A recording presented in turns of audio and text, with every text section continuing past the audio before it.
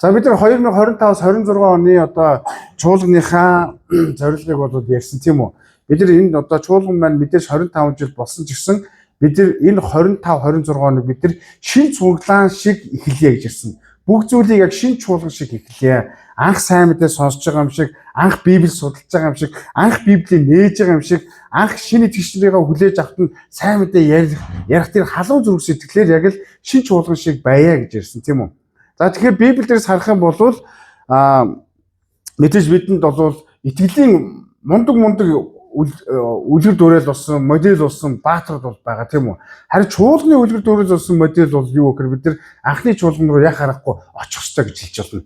Анхны чуулган маань Есүсээс авсан тэр агуу захирамж тушаалын хүлээж авснаас өнөөдөр тэрийн цаг хугацаа орон зай маш их одоо хавчлаг зовлон бэрхшээл олон соёлоотыг олон үндэстний даван туусаар өнөөдөр мөрөд байр чуулган бий болсон гэж хэлж байна. Өөрөөр хэлбэл анхны чуулган бий болохдоо мөрөд байр чуулганы төлөө залбирсан юм а гэж хэлж байна. Мөрөд байр чуулганы төлөө тэдэнд хамтдаа нөхөрлөж, хамтдаа суралцаж, хамтдаа хуваалцаж, хамтдаа айлаас айлт яасан бэ хүрсэн гэсэн утгатай зүйлийг харж болно. За тэгэхээр бид нар ч гэсэн бас боддог. Ер нь бол алсын хараа гэж юу вэ гэж хүмүүс боддог. Хүн болгонд бурхнаас өгсөн алсын хараа бол байгаад байгаа тийм үү. За өчигдөр манай хэсэг одоо эмэгтэйчүүд нийлээд яасан бэхээр одоо мөрөөдлөө самбар дээр одоо бичих хөлөө зурх хөлөө яах вэ? Наах хөлөө тэ нэг тийм хийсэн. Тэгээ тэр нь эмэгтэйчүүд гэсэн болохоор анханасаа нэг би чинь оролцохгүйгээ бодсон боловч нэг бяцхан атаархал дүрсэн бас ингээд сонжоо дүрсэн бас ингээ боддоор харж хийнэ гэдэг нь. Тэгээ тэдний мөрөөдлийг сонссон чинь энэ жилийн зорилгыг сонссон чинь маш гоё байсан. Тэгээ өөр ирэхгүй ингээд гоё өрөөж тэ ивэ залбирах тийм сэтгэл бас төрж исэн. Ингэж өөр ирэхгүй сэтгэлийг татаж ингэж одоо залбирал бий болно гэдэг нь өөрөө бас юм эзний оршихуй байгааг бас илэрхийлье гэж хэлж болно. Тэгээд юу болсон бэ гэхээр тэн дунд нэг бас мэдээж аягүй нандин юм бол ярьж исэн. Нэг зүйл миний сэтгэлд гээд амар ингээд анхаарал татсан. Тэрний үхээр би яагаад энийгээ бичсэн бэхээр 11 яагаад гэж бичсэн бэхээр би 12 сарын турш 11-ийг өргөх болно. Энэ миний одоо мөрөөдлийн одоо цонх юм а гэж. Тэгэхээр энэ хүү ямар хүнд, ямар их сорилт, ямар их одоо өөрийнхөө тэмцэлт дунд ингээд шийдвэр гаргаж байгаа вэ? Тэр гаргаж байгаа тэр шийдвэр нь өөрөө ямар юм одоо бодит болж байгаа вэ те? Ингээ нүур тулж байгаа вэ гэдгийг бас эндээс харж болно гэж хэлж байна те. За тэгээд өөр гой юмнууд бас байсан. Тэгээд та нар өөрсдөө хөвчлэн уулзаад ярьж сонирхож сонжиж болно те. За яг үнтэй адилхан өнөөдөр бид нар ч гэсэн бас мөрөд байр чуулган оршин тогтнож байгаа нь болохоор мөрөд байр чуулганд алсын хараа байгаа. Бид нар энэ алсын харааг авч явж байгаа. Эсвэл бид нар энэ алсын хараа бидэнд ирсэн учраас бид нар өнөөдөр энэ цуглаанд оршиж байгаа гэж хэлж байна. Хэрэв бидэрт энэ өгөгдөл байхгүйсэн бол бид нар энэ дата байхгүйсэн бол бид нар магадгүй чуулган байх хэсэг нь бол өөр асуудал байсан гэж хэлж байна. Тийм учраас Есүс чуулганыг бий болсон зорилго нь юу вэ? Энэ алсын харааг хэрэгжүүлэхэд тулд өгсөн газар гэж хэлж болно. Өгсөн газар гэж хэлж болно. За тэгэхээр Библийн лавлах товчоо гэж ярьж байна. Тийм Библийн яг алсын хараа юу вэ гэхээр ерөөсөө Матай 28:19-20 дэлхийн хаач ямар ч том жижиг байгууллага дээр очсон, ямар ч газар очсон ер нь энэ ишлэл дээр энэ тулгуурладаг гэж хэлж байна. Ерөөсөө юу болох вэ? Бүх үндэстний төлөө буюу дагалдагч болохын төлөө гэж хэлж байна. Манай алсын хараа бол та бүхэн чуулган хүмүүс та нараас асууж магадгүй. Манай чуулганы алсын хараа юу вэ гэж. Тэгвэл бид нар юу гэж хэлэх вэ? Матай 28:19-20. За та нар үгээр тайлбарлаад үг. Магадгүй ишлэл чэйжлэг бол би та нарт маш амархан нэг үгээр бид нар хоёр үгээр тодорхойлсон байгаа. Юу гэж хэлээ вэ? Бүх үндэстний төлөө. Эсвэл дагалдагчийн төлөө гэж байна. Бидний гол зорилго нь бол дагалдагч болох хэрэгтэй байхгүй. Бидний гол зорилго нь бидний амьдрал ямар болох тухай биш. Бидний амьдрал юутай болох тухай биш. Христэд юутай болох тухай биш. Харин бид нар дагалдагч болох уу, хэн болох тухай явдал юм а гэж ярьж байгаа. За мэдээж үндэстнүүдийн төлөө гэдэг нь бидний хандлага, зүрхний байдал, байр байдал, чиглэлийг бол тодорхойлно гэж хэлж байна тийм. Библийн бас сургаалт төгс 29 дэх бүлэг дээр бас ийм тухай бас дурддаг. Алсын хараа байхгүй бол ард түмэн нэг журмгүй байх болно гэж ирсэн. Ард түмэн. За тийм учраас бид нар яг мөрөд ба хайрч болно бол алсын хараатай. Алсын хараатай. Ямар ч байгууллага дээр очсон алсын хараа үнэт зүйл, эрхэм зүйл гэдэг зүйлүүд бас байж тийм үү. Тийм учраас өнөөдрийн сэдв байна өөрөө жоохон сериусны. Та нар өгөөл илүү хувьчилсан сургаалуудыг сонсч ирсэн бол өнөөдөр яг илүү том, илүү яг ач холбогдолтой илүү алсыг харсан үргэн хүрээтэй илүү гүнзгий ярианы тухай хүнднэ гэсэн утгатай зүйл юм. Чуулган оршин тогтож байгаа утга учирын тухай ярьж байгаа гэсэн утгатай зүйл юм. За хэрвээ алсын хараа байхгүй бол алсын хараагаа бид нар мэдэхгүй бол бидний чуулганд явж байгаа итгэгч нар маань ядрах болно. Айжимдаа сулдах болно. Эсвэл яг уу тарж бутрах болно. Хүмүүс нь дандаа солигдоод өөрчлөгдөөл тогтворгүй чуулган болно гэж хэлж байна. Тийм учраас чуулганд алсын хараа бол маш чухал хэрэгтэй гэж хэлж байна. Тийм учраас өнөөдөр та бүхэн чуулганы энэ алсын харааг аюулгүйс ойлгоосоо гэж хэлмээр.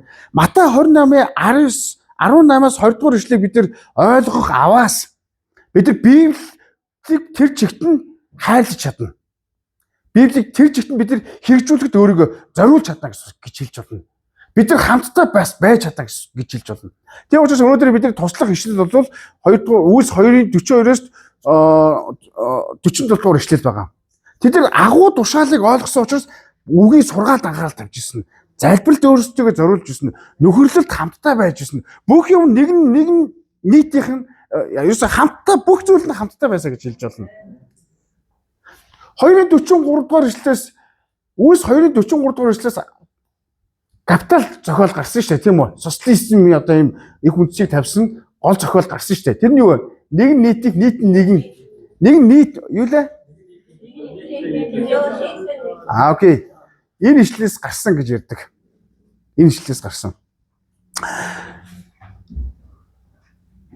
Үүнтэй адилхан өнөөдөр бид нар ч бас чуулганд байгаа алсын хараагаа өнөөдөр эргцүүлээд бодоод би ер нь бол ямар төвшөнд явж байгаа вэ?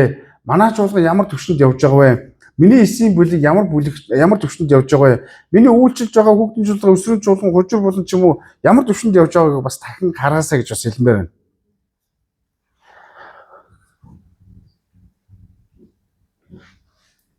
Тийм учраас би өнөөдөр алсын хараагаа илүү тодорхой болгохын тулд бид нар анхны чуулганы талаар жишээ авах зүйлүүд байгаа. За тэгэхээр түүх гэж та бүхэн битгий хараасаа гэж хэлмээр байна. Илүү амьдрал талаас нь та бүхэн бодож зэрэгцүүлээсэ. За тэгэхээр энэ алсын хараа болвол Есүсээс ихтэй гэдгийг бид нар бодох хэрэгтэй. Энэ бол лаг мундаг одоо теологчид ч юм уу эсвэл алдартай хүмүүсийн гаргасан зүйл бол биш юм аа. Энэ агуу захирамж бол Есүсээс үхлээс ялсан, амилсан, бидний төлөө энэ дэлхий дээр ирсэн, бидний төлөө удахгүй ирэх Есүсийн бидэнд үлдээсэн захиас захирамж гэж бас хэлж болно. Есүс юу гэж хэлсэн бэ? Иймээс явж бүх үндэстнийг дагалдагч болгоорой гэж хэлсэн. Энэ бол зүгээр нэг урам өгөх бол биш. Энэ сайхан зөвлөгөө бас биш. Энэ бол юу вэ? Амилсан эзний хүн бүрт, итгэж хүн бүрт тэр тусмаа энд сууж байгаа, сонсож байгаа танд өгөгдсөн Есүсийн агуу тушаал буюу агуу захирамж юм а гэж хэлж болно. Тийм учраас юу вэ? Есүс надад өгсөн хариуцлага гэдгийг та бүхэн бодоосоо. Есүс энэ үгийг яасан бэ? Хэлэхдээ ямар үед хэлсэн байг бид нар бодох хэрэгтэй. Айцтай, гүйцэд, санаа зовлттой, тэг гунигтай, зөвхөрлөлтэй байхад хэлсэн үү? Үгүй. Тэр амилсныхаа дараа. Айцтай байсан, нуугддаг байсан тэр эдний дагалзагч нарыгаа байгааз нь очиод хамтдаа хооллоод, нөхөрлөөд, уулзаад, эргэлзээтэй, тэнэгэлзээтэй байсан асуудлуудыг шийдснийхэн дараа одоо бүрэн надад яг намайг Есүс гэдгийг мэдсэн бол одоо би танаас яг үгээ хэлье. Би үүний төлөө амилсан. Би үүний төлөө л энэ дэлхийд ирсэн. Тэр нь юу байсан бэ? Иймээс одоо та нар явж бүх үндэстнийг Христийн дагалдагч болгох тун гэж хэлсэн байгаа. Дагалдагч болгох тун. Тийм учраас өнөөдөр чуулган оршиж байгаа зүгээр бидний төлөө оршоогүй гэсэн юм. Биднээс гарах ёстой гэсэн утгатай зүйл юм. Өнөөдөр чуулган энэ дэлхий дээр энэ Монгол нутагт байгаа нь юу вэ? Зүгээр л энэ газарт сонгочоод нэг газар олдохгүйтэй байгаа юм энэ газар ирцэнтэй бол биш юм. Чуулган энд байгаа нь энэ газрыг өөрчлөхийн тулд юм аа. Энэ бүс нутгийг өөрчлөхийн тулд юм аа. Христэд рүү авчрахын тулд оршиж байгаа гэсэн утгатай зүйл юм. Амен. Тэгээд Есүс юу гэж хэлсэн бэ? Амилсныхаа дараа Тэнгэр газар дээрх бүх эрх мэдлийг надад өгсөө гэж ярьж байгаа. Бүх эрх мэдлийг надад өгсөн. Тэгээд тэр эрх мэдэлтэйгээр хэлсэн. Эрх мэдэлтэйгээр хэлсэн. Одоо та нар яв гэж хэлсэн байгаа. Яв гэж хэлсэн байгаа. За энэ яв гэдэг үг маань бол ямар нэгэн сонголтгүй үг байгаа байхгүй юу? Одоо та нар иймээс намайг хийн гэдгийг мэдсэн бол иймээс одоо яв гэж хэлсэн байгаа. Чуулганы бүхэлд нь яв гэсэн үг байхгүй юу? Бүхэлд нь яв. Өөрөөр хэлбэл чиглэлийг нь хандлагыг нь яасан бэ? Энэ яв гэдэг үг нь харуулж байгаа гэсэн утгатай зүйл юм. Чуулган бол дотроо төвлөрдөг газар бол биш. Дотоод асуудал хуваалцдаг газар биш. Дотоос асуудал шийдэх гээл ядраа зөвхөрдөг газар бол биш. Чуулган бол улам илүү өсөж, хөгжиж, тэлж хараа хэл хязгаар нь үргэлж яг бүх үндэстэнд хүрхийн төлөө тийм хязгааргүй тийм хүсэл мөрөлтөй байх хэрэгтэй. Тийм учраас бид нар заримдаа яв гэдэг үгийг хязгаарладаг. Заримдаа ингэж бодог, зарим хүмүүс миний одоо хончилж байгаа хүмүүс юм уу эсвэл сайн мэдээ яаж хүмүүс уцтаад ирдгөө гэж хүмүүс одоо ирүүлхийг ингэ боддог. Тэр ирэхгүй нөө, тэр ингэсэн байна биш. Харин Есүс юу? Явах юм бол тэр хүн ирэх болно. Чи явахгүй байгаа учраас яасан бэ? Зүгээр л энэ газар суугаад л байгаа учраас мөрөглийн цаг тэрээс суугаад байгаа учраас суралцаад байгаа учраас харин явах хэрэгтэй гэж ярьж байгаа юм. Явах хэрэгтэй. Бүгд явцгаая. Бид чуулганд явах хэрэгтэй. Тийм учраас хэрэв бид нар явахгүй юм бол чуулган дотроо түгжигдэх болно. Түгжигдэх болно. Харин бид нар эндээ байгаад байгаа юм бол явхаас татгалзах болно. Бидэнд юу хэрэгтэйгээр Солонгосын Христийн түүхийн коронагийн үед бол хамгийн уналтыг тодорхойлсон шийд зэмдэг юу байсан бэ гэхээр маш том асуудал нэггээр 5 тухтай байдал. 5 тухыг ирвэлцсэн учраас чуулган уналт руу орсоо гэж ярьж байгаа гэсэн. 5 тухыг би тийм хиймээргүй, би тэгж явмааргүй, би тэгж үйлдмээр, бид нар тэгмээргүй гэдэг утгатай. Тийм учраас яасан бэ чуулганууд нь унах тийм эрсдэлд орж эхэлсэн. Тийм учраас пасторууд, чуулганы ахлагч нар ерөөсөө бид нар яах ёстой вэ гэхээр бид нар явахын төлөө залбирдаг юм байна. Харин ирэхийн төлөө залбирдаг юм байна. Зөвхөн л дотор асуудлаа л бүгдээрээ залбирал өнгөрдөг гэсэн. Бид нар явахын төлөө, хүрэхийн төлөө, тийшээ очиж гараа хүрэхийн төлөө залбирах хэрэгтэй байна гэж ярьж байгаа. Тийм учраас алсын хараагүй чуулган бол манайх ямар байна, надад юу байна, надад юу байхгүй гэдгийг ярьдаг чуулган болно. Харин алсын хараатай чуулганд бид хаашаа явах вэ? Миний хэрэгцээ хаана байгаа вэ гэдгийг ярьдаг чуулган гэсэн утгатай зүйл юм. Анхны чуулганыг бид нар бодох хэрэгтэй. Бүгдээ Үгс 2 дугаар бүлгийг гаргацгаая. Үгс 2-ын 42-оос 40 дугаар эшлэгийг харцгаая.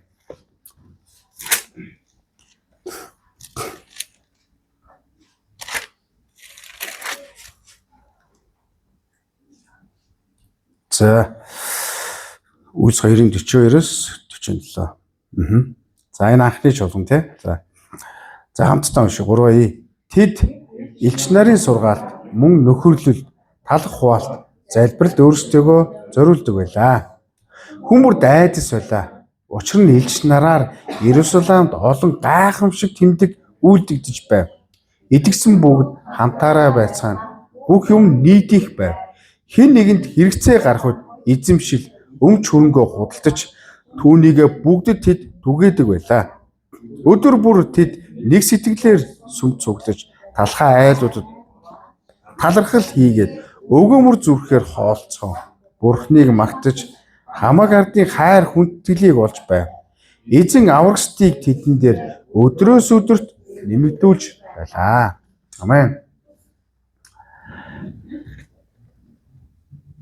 Анхны чуулган ингэж нэдээс харах юм бол маш гоё тийм халуун дулаан уур амьсгалтай үнэхээр л яг үзэсгэлэнтэй бас хүчирхэг дүр төрхөөс харагдаж байгаа. Гэхдээ тухайн нөхцөл байдлаар очих юм бол бид нар маш аюултай эрсдэлтэй байсан, хавчлаг ихтэй байсан, дөнгөж эхэлжсэн. Тэдэд нөөц болцоо боломж гэж юусоо байхгүй, хүн хүч гэж юусоо байхгүйсэн. Харин тэднийг нэгтгэж ирсэн, тэднийг хүчтэй болгож ирсэн, айлаасаа хүн болгоны анхаарлыг татчих ирсэн, хэдий гараал хавчлагтай байсан, айцтай байсан ч гэсэн тэр зориг зүрхтэй байлгаж ирсэн зүйл нь бол Есүсийн хэлсэн үг байхгүй юу? Есүсийн агуу захирамж байсан байхгүй юу? Агуу захирамж. Тэдний зорилго нь юу байсан бэ? Айлаас айлд гэдэг нь нөгөө бүр чингийн санаа яагаад тэр айлд очиж байгаа вэ гэхээр энэ айл гэж харагдаж байгаа боловч хамгийн чамдын зорилго нь бол бүх үндэстнүүд рүү явахын тулд хөршөөс эхэлсэн байхгүй. Хөршөөс эхэлсэн. Тийм учраас яв гэдэг нь юу вэ? Газар зүйн хөдөлгөөнөөс гадна зүрхний хандлагыг бол тодорхойлж илэрхийлж байгаа гэсэн утгатай зүйл юм. Та явж байна уу? Асуулт байгаа. Хоёрдугаар нь Есүс юу гэж хэлсэн бэ гэхээр явж тэднийг бүх үндэстнийг дагалдуулах тун гэж хэлсэн байгаа. Дагалдуулах тун. Би итгэж байна уу, дагалдагч байна уу гэдгийг тодорхойлох хэрэгтэй. Итгэж байна уу, дагалдагч байна уу? Тэгвэл итгэж дагалдагч хоёрын ялгаа юу юм бэ гэсэн гаргалгаа гарч иж болох юм. Есүсийн гол зорилго та нар яваад тэднийг дагалтуулах гэж хэлсэн байгаа. Яваад очоод зүгээр уулзаад яриа те надад тийм хэрэгтэй эсвэл чам тийм хэрэггүй нэ гэж биш. Яа гэж хэлсэн байна. Дагалтуулах гэж хэлсэн байгаа. Дагалтуулах тун. Есүс итгэгчдийг цуглуул гэж бас хэлээгүй. Эсвэл аюулгүй олон хүмүүсийг анхаарлыг татаад яг хуу цуглуул гэж бас тодорхойлоо гэж болгоно. Харин юу гэж хэлсэн бэ? Тэднийг дагалдагч болгоо гэж хэлсэн байгаа. Дагалдагч болгоо. Тэгвэл дагалдагч гэдэг нь ямар хүнийг хэлдэг вэ? Дагалдагч гэдэг нь зөвхөн нэм гарагт ирдэг цагаа бүртгүүлдэг те тийм хүнийг бол хэлэхгүй. Дагалдагч гэдэг нь зөвхөн номлол сонсдог хүнийг бол тодорхойлохгүй. Дагалдагч нь Библийг ингэдэг тэгдэг ийм ингэж ярьдаг хүнийг бол тодорхойлохгүй. Дагалдагч гэдэг нь маш амархан. Өдөр бүр Есүсийг дуурайж амьдардаг хүнийг дагалдагч гэж хэлж болно. Бид нар энэ дээр амар олон тодорхой томьёо хэрэггүй.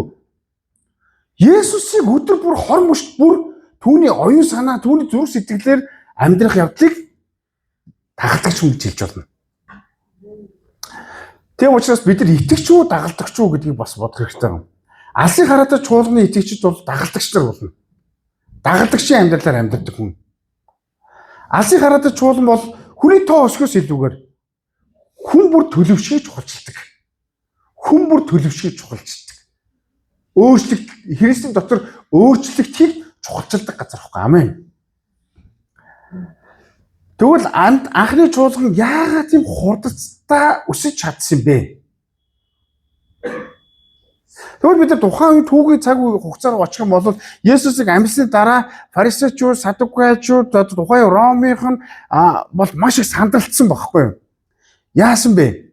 Дагалдагчсан нь яасан ба цуглаж эхэлсэн. Цуглаж эхлээд тэд нар хамгийн ихнийсэн үйлчлэг бид нар харах юм бол Үйлс номдоос харуул цуглаж залбиж эхэлсэн. Ариун сүнс бууж ирэхийг хүлээж эхэлсэн. Тэгээд тэд нар яасан бэ? Өөрийн эрхгүйгээр Бурхны үгээрээ суралцаа, залбираад хамтдаа хуваалцаж тэгээд айлаасаа өөрийн мэдээлгүйгээр очиж ирсэн. Тэгээд тэднийг бүх хүмүүс хараад байсан бэ?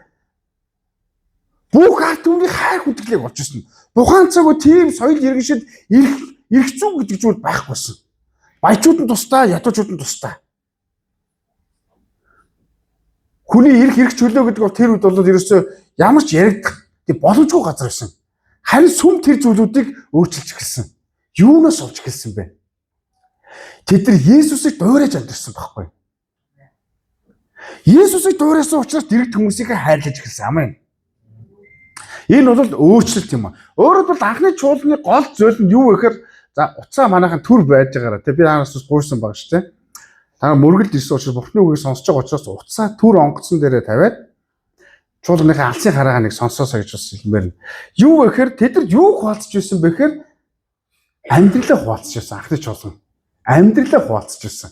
Есүсээр сураад түүнийг л хуваалцж ирсэн. Тэгээ учраас Есүсийг хуваалцна гэдэг нь бол амьдралаа хуваалцах явдал юм аа. Амьдралаа хуваалцна гэдэг нь алсын хараатай чуулганы Есүс Христийг хуваалцж байгаа процесс юм а гэж ярьж байгаа гэсэн. Амен. Өвөн бэлгсэн номлол дээр өргөж та бүхэнд дурдж хэлдэг гэсэн. Та нар хин нэгэнтэй ярилцах үедээ Есүс байсан бол яг юу гэж ярих болоо? Эхнэр хүн нөхөртөө, нөхөр хүн эхнэртэй, хүүхдүүд аав ээжтэй, сурагчид сургуультай. Есүс байсан бол юу ярих байсан болоо? Есүс байсан бол ямар шийдвэр гарах байсан болоо? Түүний оюун санаагаар ярих тухай бид зөндөө суулцж ирсэн. Таны хин нэг хүн шархлуулж гомдох үед та Есүс шинүүд ямар байсан болоо? Ямар хариу үйлдэл үзүүлж байсан болоо гэдэг Есүсийн зүрх сэтгэлээр хандах тухай бид зөндөө ярьж ирсэн. Мөн үү? Мөс чанарын тухай ч гэсэн бас ярьж шүү дээ юм уу? Надад таалагдах хүн, таалагддаггүй хүн, таалагдахгүй жоохон надаас өөр vibeтай байна. Би энэ хүнтэй хизээч нийцэхгүй нэ. Гэвч Есүс тэр хүний төлөө өгсөн. Бид нар жуулмжсан бас заримдаа таалагдахгүй шинээр янз бүрийн сайхан муухай өнөртөө өнөргүй ч юу гэх юм янз бүрийн хүмүүс орж ирчих болно. Гэхдээ хамгийн ганц үнэн зүйл нь тэр хүнд Есүс хайртай. Энэ бол дагалдагч хүн байхгүй юу? Дагалдагч хүн. Заримдаа би ч гэсэн зарим хүмүүсийг хайрлахад үнэхээр хэцүү тийм нөхцөл байдлаар тулгардаг. Тэгээд яг л миний тэр мэс чанар хөө хичээс мөн чанартай тохирсон үгийг хэлдэг хүмүүс үү. Жоохон тийм хүн нийлээ эрэггүй ч юм уу тэр байхгүй байл ч юм уу. Гэхдээ өөрөө мэдэлгүй тэр хүнд Есүс хайртай. Тэр хүн алга болчвол яах вэ? Би чинь пасторгүй тэр хүний өмнө хариуцлага хүлээсэн хүн. Тийм учраас хэцүү ч гэсэн тэр хүнийг яах ёстой вэ? Эрэхт нь яаж иж байгаа тэвх хэрэгтэй. Гэхдээ хэцүү. Гэхдээ хүлээж авах хэцүү. Би тэр хүмүүсийг зэмлэж байгаа ч гэсэн би өөрөө надад ямар хэцүү байгааг би мэдэрдэг. Яа тэгвэл Есүс ч гэсэн таныг тэвхэхэд ямар хэцүү байсныг бодох хэрэгтэй. Бид нар Есүсийн өмнө очиход ямар гин үгэлтэй адгийн хуваажсэн өөрийгөө боддог, өөрийнхөө валбуудыг л хайдаг, өөрийнхөө хүсэл бүрэл хүсэл тачаалуудыг л хайдаг хүмүүс байсан. Бурхны эсрэг ямар заваан бохор худал хувиг шүн орой сошиалор заваан юмудад оролцож байсан. Гэхдээ Есүс чамайг хайрлаж өөрийнхөө амийг зориулсан. Бид нар тэр Есүсийн хайрыг хүлээж авч эхлэх үед сая тэ төлөөлөн залбирлаар гарсны адил бид нар хайр дотор үйлж, хайр дотор бөмбөрч, хайр дотор талархаж, хайр дотор ямар хэцүү юм бэ гэхдээ хайр дотор түүнийг давж гарч чадна гэсэн утгаас хэлнэ. Энэ бол алсын гараатай буюу Христ итгэж хүний, дагалдагч хүний төр төрх юм аа. Тийм учраас манайх алсын хараа байгаа бол танд Есүс Христийн төр төрх байгаа. Амен. Алсын хараатай хүн бол итгэж хүний амьдралаар амьдрах биш. Та төвшнгөөл ахиулаарай гэж хэлмээр байна. Та дагалдагч болоорой. Амен. Дагалдагч болоорой. Хажуу найзтай гэлцгээ хамтаа дагалдагчийн амьдралаар амьдрий. За, цаашаа харах юм бол юу гэж хэлсэн бэ? 20 дугаар эшлэл та нар тушаасан бүгдийг сахин биелүүлэхийг тэдэнд яагаад гэж хэлсэн бэ? Заагараа гэж хэлсэн байгаа. Миний та нар тушаасан бүхнээс тэдний сахин биелүүлэхийг тэдэнд заагараа гэж хэлсэн. Өөрөөр хэлбэл зүгээр нэг мэдлэг нэмэх тухай бол яриаггүй. Зүгээр нэг сургалт хийх тухай бол яриаггүй. Зүгээр нэг Библийг уншуулах тухай бол яриаггүй. Зүгээр л чухал сургалтуудын тухай бол яриаггүй. Амьдралыг нь өөрчлөх, амьдралдаа өөрчлөлтийг авах ийм л итгэгч нарыг л ярьж байгаа гэсэн үг байхгүй юу? Тийм учраас чуулган байна маш олон хөтөлбөрүүд ягаад маш олон хүмүүсийг цуглуулаад маш олон чухал юмнуудыг хийж байгаа. Гэхдээ үүнээс илүүгээр эдгээр сургалтанд нь чамайг өөрчилж гэнэ үү гэдэг чиний үн цэнийг илүү гэрэлтүүлж тодруулж тэ гэгээлэг хүчрхжүүлж гэнэ үү гэдэг нь чухал асуулт тахгүй. Энэ бол амьдрал өөрчлөлт юм аа. Тэгвэл анхны чуулганых нь энэ дээр харах юм бол 42 дугаар эшлэлээс харах юм бол тэд нар залбирал сургаал нөхөрлөл өөрийгөө зориулъя гэж ярьж байгаа ш тийм үү? Тэгвэл зориулах гэдэг үг нь болохоор золиослох тухай гарч байгаа гэсэн. Цаг зав төлөвлөх тухай гарч байгаа гэсэн утгатай зүйл. Тэр цаг зав төлөвлөх гэдэг нь юу вэ? Би сурхаад төлөвлөх тухай бол яриаггүй. Энэ гарч байгаа үг нь болохоор хэрэгжүүлэхэд төлөвлөх тухай ярьж байгаа гэсэн. Энэ залбирлын дагуу амьдрахыг зориулах тухай үгийг энд хамтцаж байгаа гэсэн утгатай зүйл байхгүй юу? Тийм учраас ахтун нар хичнээн та сургууль, семинар, конференц янз бүрийн зүйл хийсэн ч гэсэн мундаг мэдлэгтэй болсон ч гэсэн та хэрэгжүүлэхэд төлөвлөөгүй юм болвол юу вэ? Итгэгч. Хайрын итгэгч. Харин яг уу дагалдагч хүн болвол сурснаа хэрэгжүүлэхийн төлөө амьдрна гэсэн утгатай зүйл юм. Тийм учраас бид нар эсийн бүлэг дээр ч юм уу янз бүр одоо бүлэг дээр цуглахдаа бид нар ихэнхдээ ухаарсан, ойлгосон, өнгөрсөн хугацаанд болсон процессыг ярьж байгаа.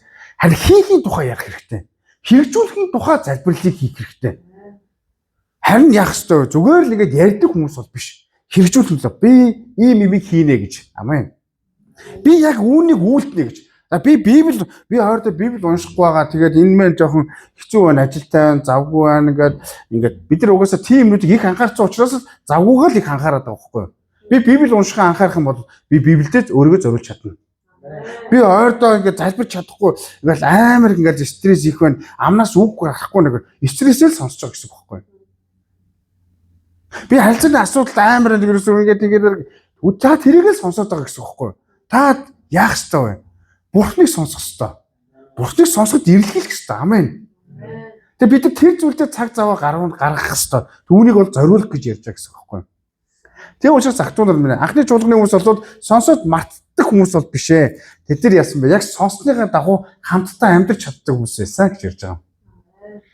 Анхны чуулган үгийг сонсоод маргааш хэрэгжүүлэх тухай бол яриаггүй. Тэгж жагаад хэрэгжүүлэх тухай ярьдаггүйсэн. Ерөөсөө тэр шүү бүүн болж ирсэн. Бүүст хийж ирсэн. Өөрөөр хэлбэл шууд гараад юмудаа сурсан юмудаа хэрэгжүүлдэг хүмүүс эсэ гэж ярьж байгаа.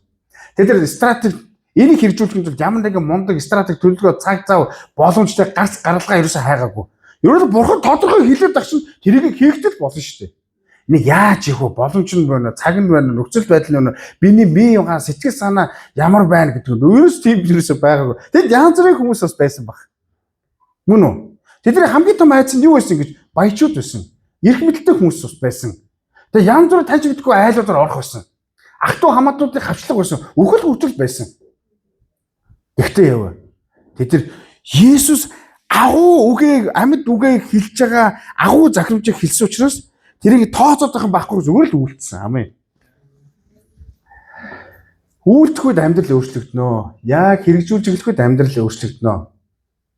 Тэд нар очсон газар болгоныгоо чуулган гэдгээр харж ирсэн. Энэ бол миний чуулганы хүн. Энэ бол чуулган гэж харж ирсэн. Амен. Тэгээд түүнийг очиод юу гэж бодсон бэ? Шав болгох газар гэж харсан. Сурсан бичсэн зүйлээ яасан бэ? Очиод заасан. Би жоохон хэцүү байна л да. Энийг хэрэгжүүлэх хэцүү байна л да. Тэгтээ Библиэр энийг хэлж байгаа маа. Би хичээж байгаа нэг юм байна. Хамтдаа залбирцгаая. Чамд ч гэсэн бас боломж байгаа. Есүс туслах болно гэж хэлсэн.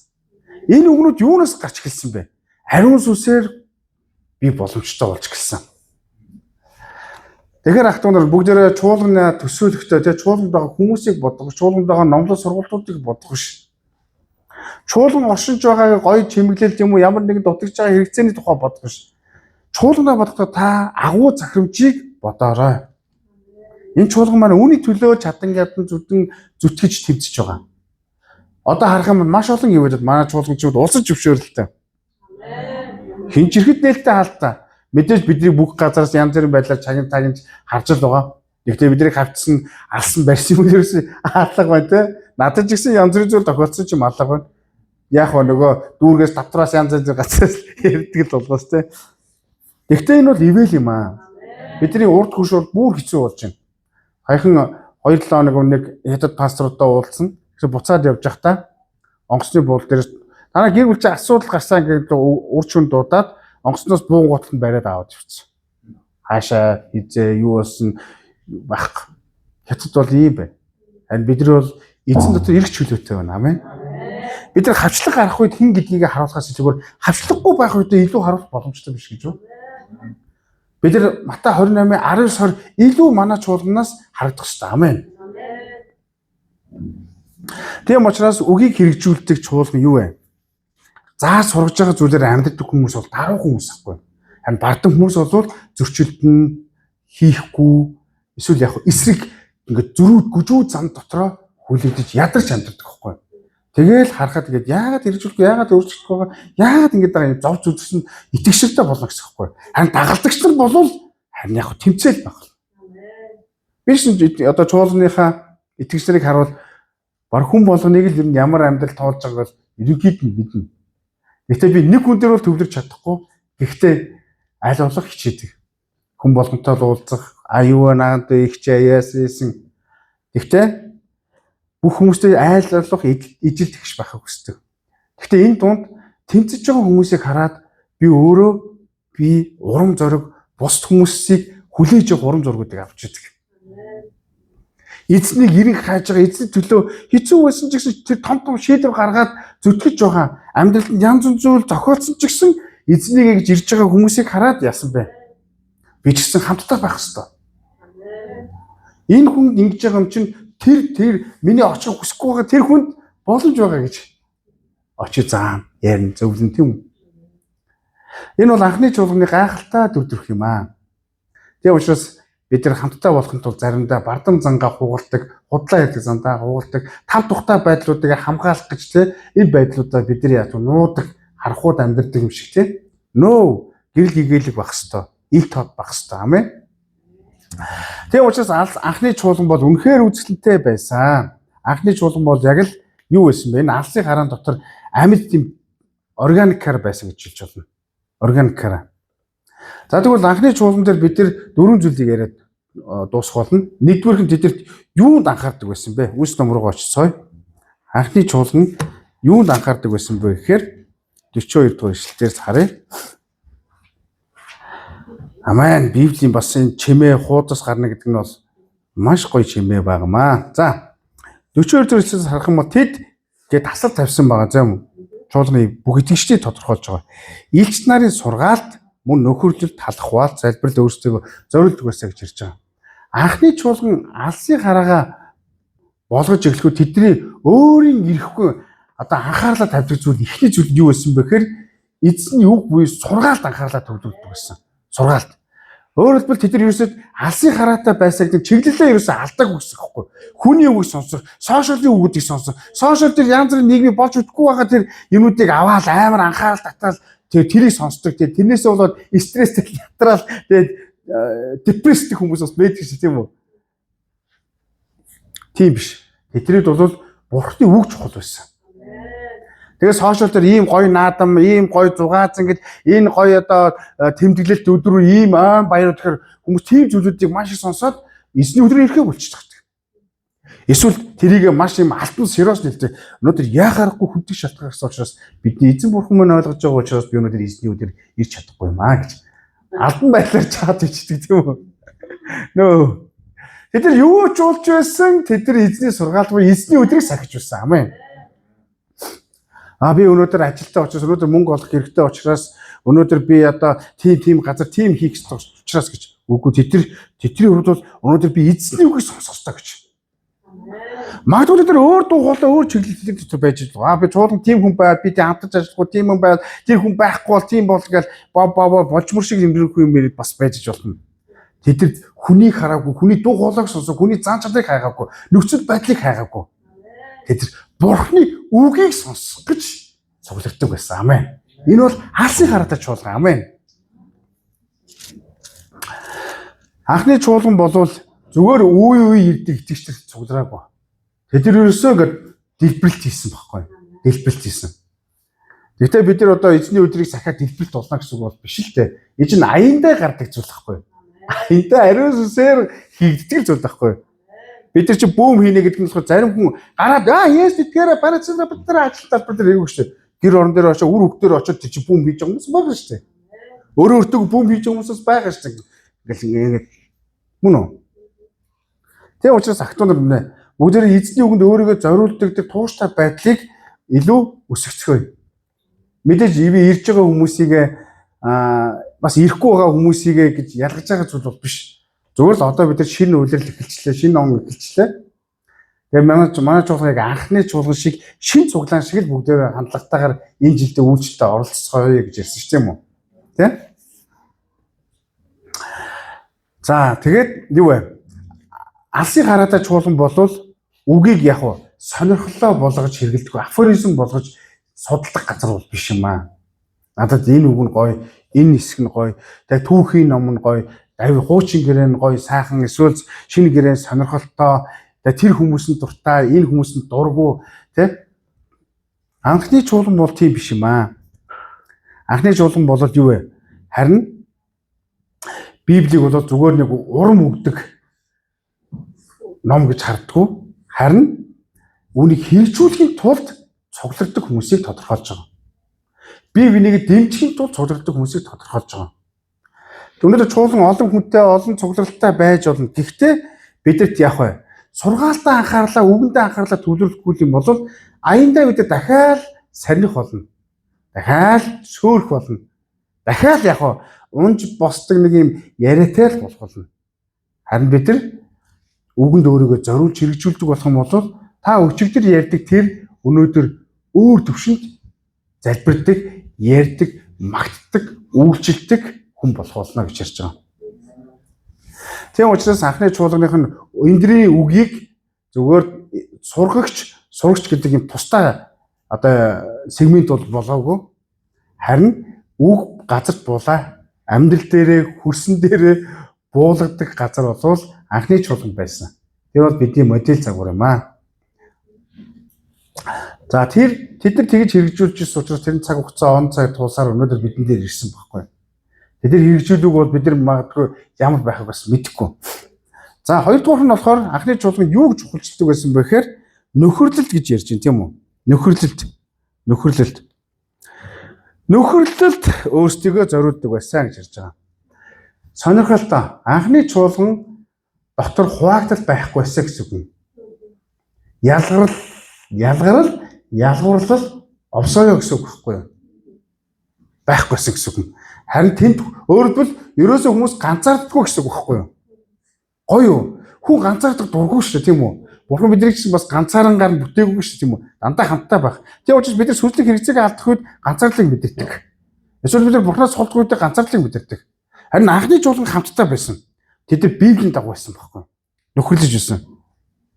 Өөрөлдвөл тэд нар яасан бэ гэхээр зөвхөн гар бариа салдаг эсвэл мэдлээд өнгөрдөг газар биш.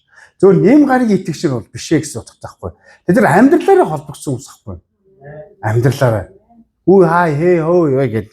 Тэрүүгээр холбогдсон хүмүүс байхгүй. Холбогдсон хүмүүс.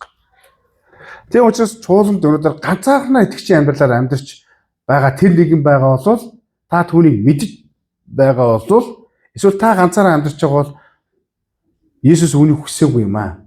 Чуулга үүний зүнд оршиг юм аа.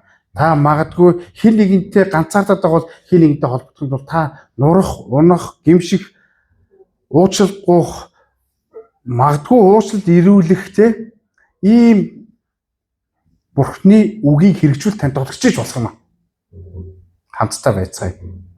Амен. Заримдаа бид нар хамтдаа байх үед зарим нэг нь жоохон юм уу чанга ч юм уу хэлэх үед бас байдаг. Гэхдээ энэ нь хэний төлөө вэ? Хэний төлөө гэж бодож байна? Та нарын төлөө биш. Есүсийн төлөө. Есүс яагаад ууралж ирснийг бодох хэрэгтэй байхгүй юу? Есүс тэр үнний төлөө ууралж ирсэн, хариун байдлын төлөө ууралж ирсэн, залхуурлын төлөө ууралж ирсэн, худлаа ярианы төлөө ууралж ирсэн, хоёр нүтүүдийн төлөө ууралж ирсэн байхгүй юу? Тийм учраас бид нар өнөөдөр жоохон сериусны баяа гэж ярьж байгаа ш тийм үү? Ах トゥ нар та хийзэг чуулганы ах トゥ нартай нөхөрлөж байна. Хэрвээ та ганцаараа байх юм бол шархтаа итгэж суулаанд явж байгаа гэсэн утгаас юм. Хүн ганцаараа тэмцлийг бол давж чадахгүй. Өнөөдөр энд ингээд цуглаанд ингээд явж байгаа хүмүүсийг хараарай. Цуглаанд явж байгаа хүмүүсийг хараарай. Тантай хин нэгэн хамт байгаа учраас эсвэл та хин нэгэнтэй хамт байгаа учраас өнөөдөр энэ газар өдий зэрэгт хүрсэн байгаа шүү.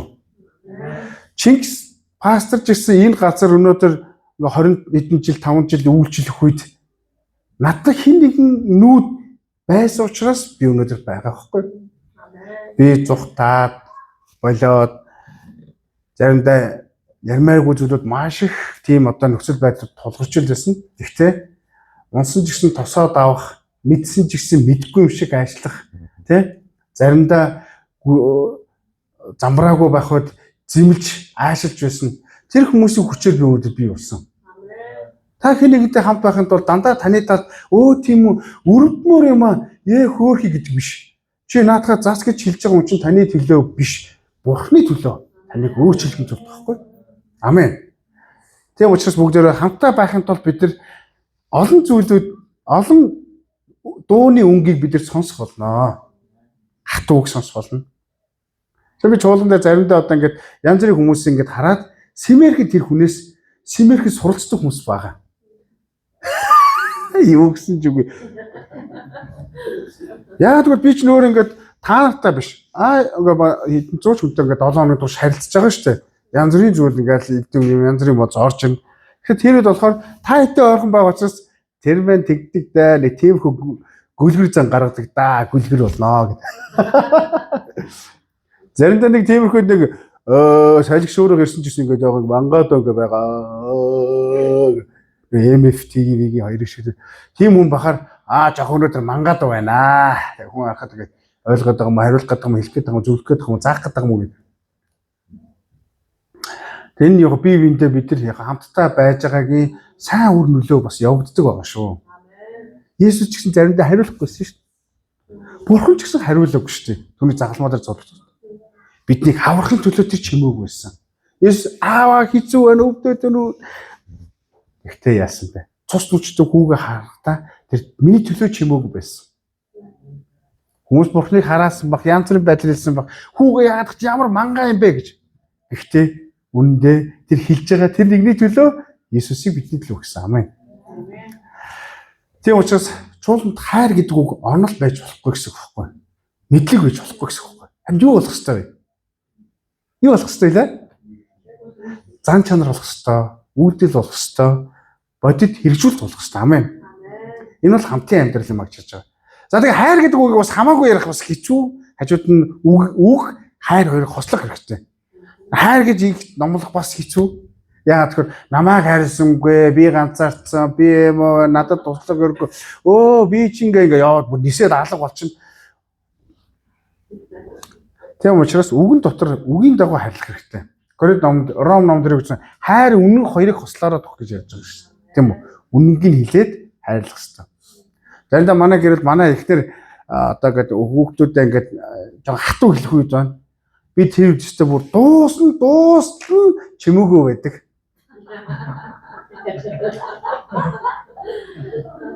Хоёулангаар буруу ясан ч гэсэн чимээгүй байдаг. Манай хөө заримдаа гайхдаг юм хэл намайг хамгаалах өмөрх юм. Би чи тэрүүгээр хамгаалж байгаа байхгүй юу? Хан би үглэх юм бол манай их тэр яг зэрэг орж ирэх гэж байдаг байхгүй юу? Тэгэхээр их ихтэй манай их тэр ярина. Тэгээ энэ маань ч гэсэн юу гэж хэлж байгаа вэ? Бид нар хайр үнэнг хослох хэрэгтэй гэсэн үг байна.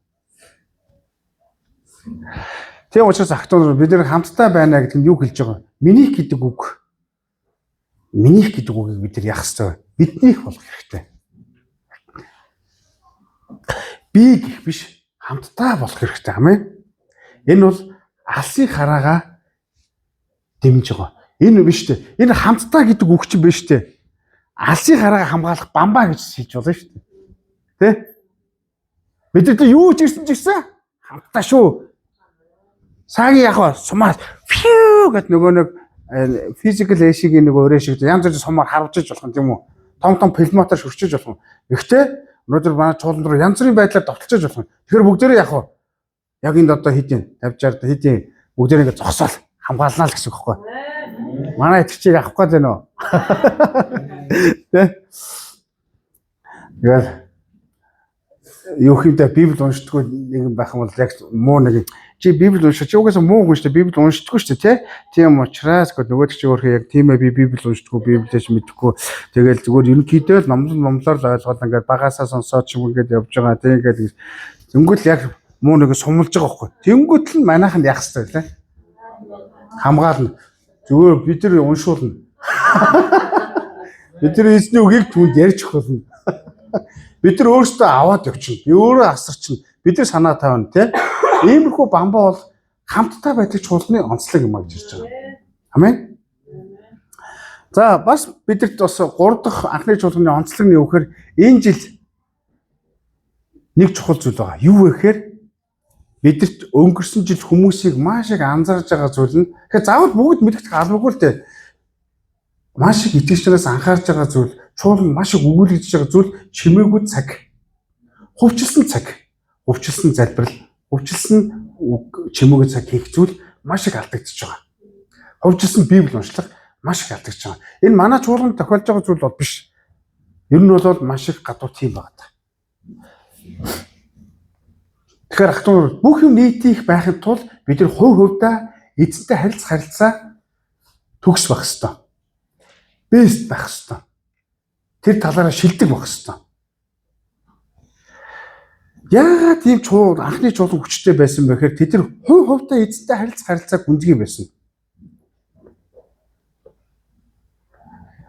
Хүмүүсийн хувийн чимээгүй цаг юм уу Библи уншлах хувийн залбиралгүй цуглаан байж тээ. Амар их юм хийж болно. Амар их эвэнттэй байж болно. Олон цуглалт хөлбөрүүд хийж болно. Гэтэ тэнд жинхэнэ үүч юмс гарахгүй. Урахгүй гэсэн үг байхгүй. Урахгүй гэсэн утгатай. Харин сонирхлын группүүд бий болно. Сонирхлын цуглалтууд бий болно гэсэн үг. Тийм учраас алсын хараатай итгэгч нар Яаков одоо өвдгөний итгэгч гэж ярьж штэ. Яаков номыг тийм бичсэн. Тэгэхээр юу вэ? Алсын хараатай чуулганы итгэгчд бол өвдөг сүгдэн залбирдаг, сөхөрч чаддаг, өглөө нь эзнийхээ үгслийг асуугаад оройн бүх хийсэн зүйлүүдийг сайхан гэж чинь даатгаад унтаж чаддаг итгэгчрийг дагалдагчрыг хэлнэ гэж хэлж байгаа. Йоо, амен. Энийг хэлэх гэж ямар их юм туулав. Тийм учраас өглөөг бид нар яах ёстой вэ? Нүүгээр эхлэх хэрэгтэй, залбирлаар эхлэх хэрэгтэй. Оройн эзэн минь яг таны хүслийн дагуу бүгдийг чадан ядан алдаа оноотой байсан бол бүгдийг тань даатгаад бай маргааш болцсон. Мөн үү? Тийм учраас ахтун та бүхэн одоо бид нар бас чимүүгийн цагийн номыг би зориудаар бас авчирсан байхгүй. Энэ болохоор Петранаас одоо гаргадаг чимүүгийн цагийн ном байхгүй. Тэгээд энийг 6 сар их юм байлаа. Тэгээд та нар бас чимүүгийн цаг энэ хэвлэлтийн үнээр нь зарж байгаа юм байлаа шүү. Тэгээд би бас хэрэг болж магадгүй хэдийг авчруулаад тавилдсан байгаа. Тэгээд цамхаг дээр бол нилээд авсан байгаа те. Тэгээд энийг та бүхэн бас аваад хэрэгжүүлээс гэж хэлмээр байна. Чимүүгийн цагийг хийхдээ битгий тоглоом нарийн болгоороо хийгээгүй штэ биш. Хийгээгүй гэж гимшиж чаддаг байх хэвээр. Хариуцлагатай эргээд ирж чадах тийм хандлагатай байх хэрэгтэй гэсэн үг байхгүй. Тийм учраас та итгэлээр өсөж байгаа гэдэг чинь та хичнээн библийн сургуулиуд дагалдагч үйлчлэг хичээл хийгээгүй гэсэн таныг өсгөх том потенциал бол энэ байхгүй. Миний ярих дуртай үг бол юу вэ? Дэлхийн хамгийн агуу номлол бол өглөө бурхны үгийг сонсох. Хамгийн агуу номлол бол бурхны үгийг сонс. Чимүүгээ цаг байхгүй юу? Амен. Хамгийн агуу конференц юу вэ? Хамгийн агуу конференц бол дагалдагч үлдэх хичээл. Тэнд бол дайм болдог байхгүй юу? Тэнд ингээл дайм болдог. Тэгээ манай CBMC бол бас гал гарч байгаа. Тэнд дотор маш олон юм болж байгаа. Нийгэмдэр ажиллаж байгаа хүмүүс яг нийгэмдэр ажиллаж байгаа тэр ажиллаж байгаа процесс. Миний данж vibe жоохон таарахгүй байгаа. Би чинь тэдэртэй ажил амьдралаа ярих гэх нөгөө сүмөө ярих гэдэг. Тэд чинь бол яг ажил амьдралын тухай ярьж байгаа. Тэр нь бол том конференц тэмд болдог.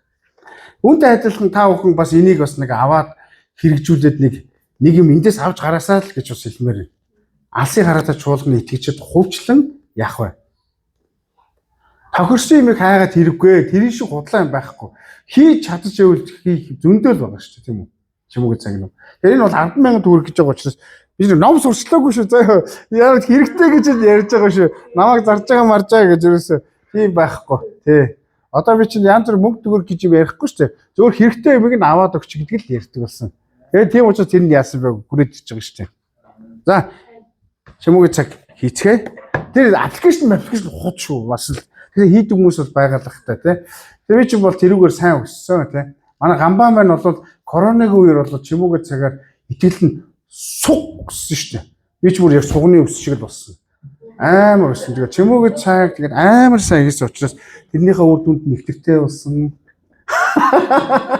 Коронавигийн 4 жилээр хөрхий чинь нөгөө энэ өрөөдөл бид хоёр чинь цөмд ирдэн шүү дээ. Тэгээд энэ өрөөдөл тэгээд чимүүгийн зүгэл аваад тэр матруу тэстрагал юу яриад байгаа ч мэдчихгүй тэгээд ингээд залбираад тэгээд гарч ирэхээр ингээд амар хажуунаас нь би ч ингээд оршихуунд нь ингээд түлхэгдээд байгаа байхгүй.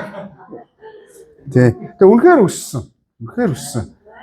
Тэгээд би чи хүүхэд байна даа гэж хүн болж ин даа гэдэг. Бас миний үгээс өөрчлөгдөд байгаа байхгүй тий. Тий. Тэгээд бас өндөр болсон. Өндөр болсон тий.